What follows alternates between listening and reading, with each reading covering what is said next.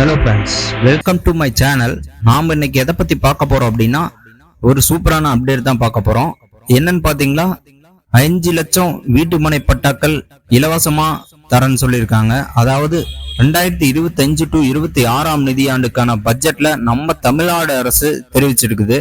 அது என்ன அப்படின்னா, தமிழ்நாடு அரசு சொந்த வீடற்ற நிலமற்ற ஏழை குடும்பங்களுக்கு விலையின்றி வீட்டுமனை பட்டா வழங்கும் திட்டத்தை முன்னெடுத்து இதுவரை 10 லட்சம் பட்டாக்கள் வழங்கப்பட்டுள்ளது. அதாவது அவங்க என்ன சொல்றாங்க அப்படின்னா, 2024 டு 25 நிதியாண்டுல 10 லட்சம் குடும்பங்களுக்கு இலவச பட்டா வழங்கியிருக்குன்னு சொல்லியிருக்கிறாங்க.